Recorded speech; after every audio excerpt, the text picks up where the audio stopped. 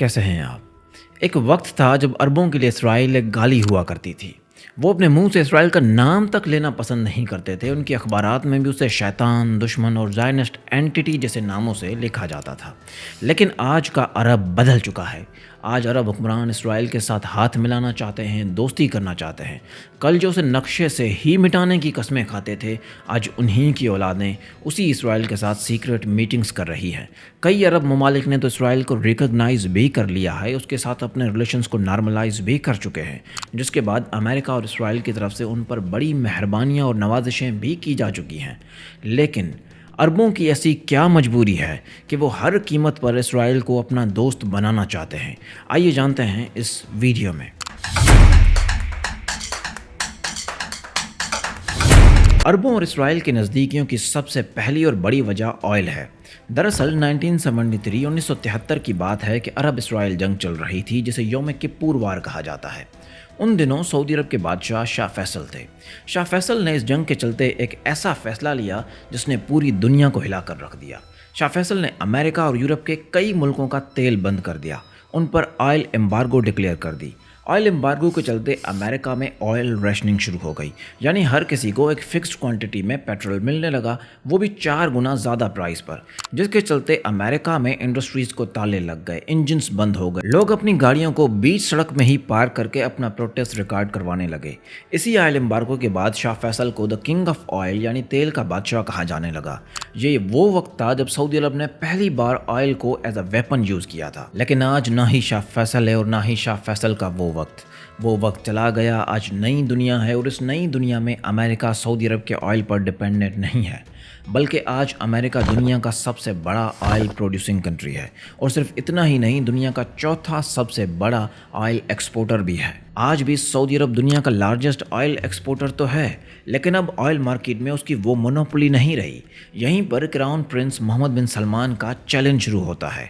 शाह फैसल के पास ऑयल भी था और पावर भी थी, लेकिन बिन सलमान के पास ऑयल तो है लेकिन पावर नहीं है। वो जानता है कि ऑयल एक टिकिंग टाइम बॉम्ब है, उसका वक्त ख़त्म होने वाला है। आप ज़रा इस मीटर को देखें, ये बता रहा है कि ऑयल के प्रूवन रिजर्व्स और दुनिया की कंजप्शन के अकॉर्डिंग ऑयल सिर्फ 47 साल बाद इस दुनिया से ख़त्म हो जाएगा। तेल अब कुछ वक्त के लिए सऊदी अरब की इकोनॉमी में मदद कर सकता है, उन्हें थोड़ा सा टाइम दे सकता है जिसमें वो एक नया इकोनॉमिक मॉडल जनरेट कर सके जो कि ऑयल को रिप्लेस कर सके। नहीं तो वो ज़माना लौट आएगा जिसमें अरब बद्दुओं की ज़िंदगी गुजारा करते थे। यहीं पर हमारा दूसरा रीज़न शुरू होता है।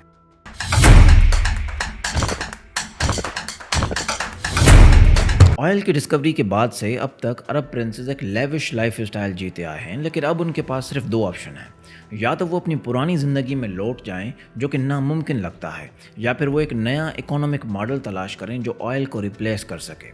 और उनकी ये तलाश ख़त्म की यूएई ने। यूएई वैसे भी सऊदी अरब का एक पॉलिसी ग्राउंड रहा है। जब भी सऊदी अरब ने कोई स्टेट पॉलिसी टेस्ट करनी होती है, लोगों का रिएक्शन देखना होता है, तो पहले वो स्टेट पॉलिसी यूएई में ही मुतारिफ होती है। दुबई में जब ऑयल डिस्कवर हुआ तो उनकी इकोनॉमी भी 50% ऑयल पर ही डिपेंड करती थी, लेकिन उन्होंने उसे डाइवर्सिफाई किया। आज दुबई टूरिज्म, कंस्ट्रक्शन, इनोवेशन और टेक्नोलॉजी का हब बन चुका है। अब ऑयल दुबई की जीडीपी में सिर्फ 1% की कंट्रीब्यूशन करता है। अब सऊदी अरब भी दुबई के रास्ते चल पड़ा है। मोहम्मद बिन सलमान ने विजन 2030 लॉन्च कर दिया है, जिसमें अब वो ऑयल पर डिपेंडेंसी को कम करेंगे और नॉन ऑयल इकोनॉमी को जनरेट करेंगे। मोहम्मद बिन सलमान सऊदी अरब को विजन 2030 के तहत एक ग्लोबल मॉडर्न स्टेट में बदलना चाहते हैं, लेकिन उनका ये प्लान सिर्फ पैसों से पूरा नहीं होगा। इसके लिए उन्हें प्लानिंग चाहिए, डिज़ाइन चाहिए, उन्हें स्ट्रैटेजिक इन्वेस्टमेंट चाहिए। सऊदी अरब अकेले ये नहीं कर सकता और दुनिया जानती है कि ज्यूज़ अपनी मॉडर्न टेक्नोलॉजी की वजह से इस काम में बेस्ट हैं। अमेरिका, यूके और यूरोप में उनका बहुत ज़्यादा इन्फ्लुएंस है। अमेरिका में तो उनकी स्ट्रॉन्ग लॉबी है और अमेरिका ज्यूज़ और अरबों की नज़दीकियों को देखते हुए उनके दरमियान एक नॉर्मलाइजेशन की डील भी क्रैक करना चाहता है। और वैसे भी ये कहाँ की समझदारी है कि काम आपको पड़ोस में है और ढिंडोरा आप 7 समुंदर दूर जाकर पीटें। जब ज्यूज़ से ही काम है तो ज्यूज़ आपके पड़ोसी मुल्क इसराइल में हैं, तो अमेरिका जाने की क्या ज़रूरत है। न्यू इकोनॉमी की वजह से भी अरब और इसराइल की नज़दीकियां बढ़ रही हैं। सऊदी अरब और इसराइल चाहे ऑन पेपर दुश्मन स्टेट्स हों, लेकिन हकीकत यह है कि ये दोनों स्ट्रेटेजिक पार्टनर्स हैं, दोनों वर्ल्ड ट्रेड ऑर्गेनाइजेशंस के मेंबर हैं और दोनों आपस में म्यूचुअली ट्रेड भी करते हैं। 2020 के बाद यूएई और बहरीन जैसे कंट्रीज़ ने ओपनली इसराइल के साथ नॉर्मलाइजेशंस की डील क्रैक कर ली है और सऊदी अरब भी दबे पांव इसी रास्ते पर है। सऊदी अरब और इसराइल की नॉर्मलाइजेशन में सिर्फ एक रुकावट है और वो है फ़लस्तीन। जब तक फ़लस्तीन एक स्टेट के तौर पर इस्टेब्लिश नहीं होता तब तक इसराइल के साथ कोई नॉर्मलाइजेशन की डील नहीं हो सकती। लेकिन जिस दिन इसराइल ने फ़लस्तीन को एक आज़ाद रियासत के तौर पर छोड़ दिया, उस दिन ईरान के अलावा सारी अरब स्टेट्स इसराइल को रिकॉग्नाइज कर लेंगी और उसके साथ नॉर्मलाइजेशन की डील भी क्रैक कर लेंगी। सऊदी अरब और इसराइल के दोस्ताना रिलेशंस में आने की तीसरी सबसे बड़ी वजह ये ईरान ही है।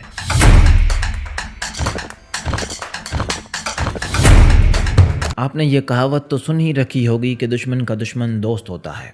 ईरान खुलेआम इसराइल का दुश्मन है और वो इसराइल को नक्शे से मिटाने की कस्में खाते रहते हैं। अब तो वो अरब दुनिया के लिए भी सरदर्द बन चुका है। इसमें कोई शक नहीं है कि इस रीजन का सबसे पावरफुल प्लेयर ईरान ही है।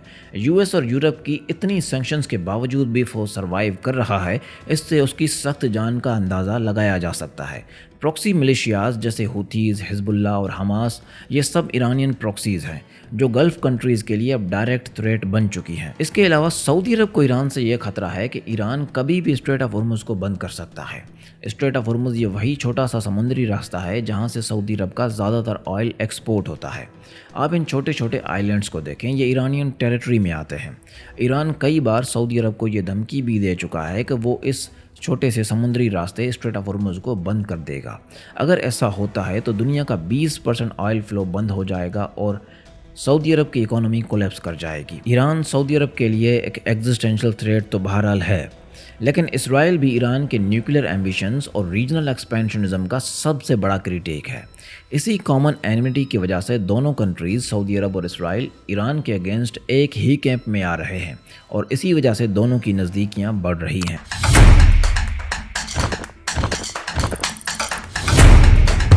चौथा सबसे बड़ा रीज़न है अमेरिकन प्रेशर।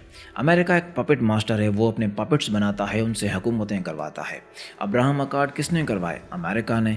जॉर्डन, मोरक्को और यूरोप के दरमियान सीक्रेट मीटिंग्स को बैक किसने किया? अमेरिका ने। नॉर्मलाइजेशंस की डील्स को कौन पुश कर रहा है?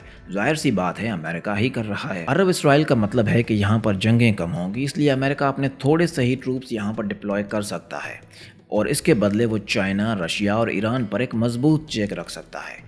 इसलिए वो अपना डिप्लोमेटिक मसल यूज़ करते हुए इन पुराने दुश्मनों को पार्टनर्स बना रहा है, दोस्त बना रहा है। अरब कंट्रीज़ ये जानते हैं कि अगर वो इसराइल के साथ नॉर्मलाइजेशन डील क्रैक कर लेते हैं तो अमेरिका की तरफ से उन्हें फेवर्स मिलेंगे, चाहे फिर वो आर्म्स डील की सूरत में हो, IMF के लोन्स की सूरत में हो या फिर टेक्नोलॉजिकल इन्वेस्टमेंट हो।